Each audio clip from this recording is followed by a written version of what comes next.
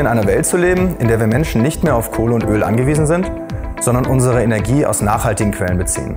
Ein Energiesystem aus Sonne, Wind und Wasserkraft, das ist durchaus möglich. Dazu müssen wir diese Energie jedoch kostengünstig speichern können. Mein Name ist Nils Löndorf und ich bin Assistenzprofessor am Institut für Produktionsmanagement an der WHU Wien.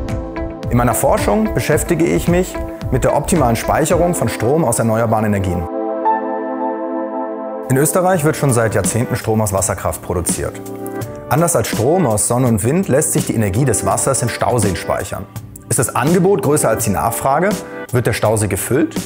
Ist die Nachfrage größer als das Angebot, wird er entleert. Heutzutage wird Strom an Strombörsen in ganz Europa gehandelt.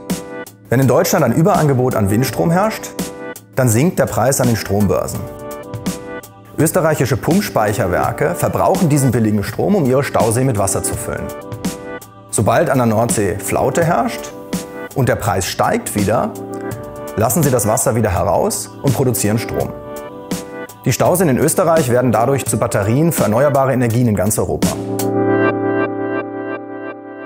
Ein Stromproduzent möchte den Strom natürlich dann speichern, wenn er günstig ist, und ihn wieder ins Netz einspeisen, wenn er teuer ist. Bisher verlassen sich Stromproduzenten dabei auf Prognosen. Der Strompreis hängt durch die erneuerbaren Energien jedoch zunehmend vom Wetter ab, was zu erheblichen Unsicherheiten führt. Für den Stromproduzenten ist das ein Risiko.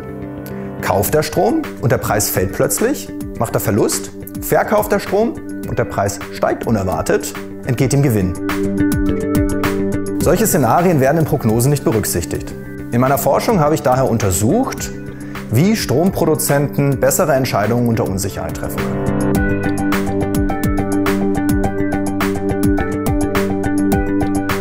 Am Institut für Produktionsmanagement beschäftigen wir uns viel damit, wie Unternehmen ihre Lagerbestände auf die Kundennachfrage abstimmen können.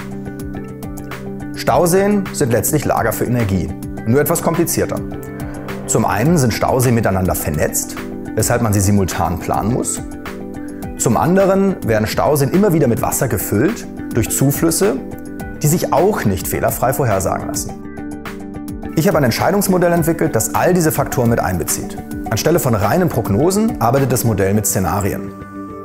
Die Schwierigkeit ist nun, für alle möglichen Szenarien eine optimale Entscheidung zu finden, da die Anzahl der Szenarien astronomisch wird, je weiter ich in die Zukunft plane. Ich habe deshalb ein Verfahren entwickelt, das die Problemgröße durch geschicktes Rekombinieren der Szenarien reduziert und eine optimale Lösung berechnet. Herausgekommen ist eine Software mit dem Namen Quasar, mit der ein Stromproduzent ausrechnen kann, wann und wie viel Strom er an der Börse handeln sollte, um seine Speicher optimal zu bewirtschaften. Mit der von mir entwickelten Software lassen sich riesige, bisher unlösbare Modelle effizient rechnen. Die Verwendung von Szenarien führt auch zu deutlich besseren Ergebnissen. Heute verwenden österreichische Energieerzeuger bereits Quasar, um den Handel am Strommarkt optimal mit der Bewirtschaftung ihrer Speicher abzustimmen. Energiespeicher sind teuer. Je besser wir sie bewirtschaften, desto geringer werden die Kosten für Strom aus Sonne, Wind und Wasser.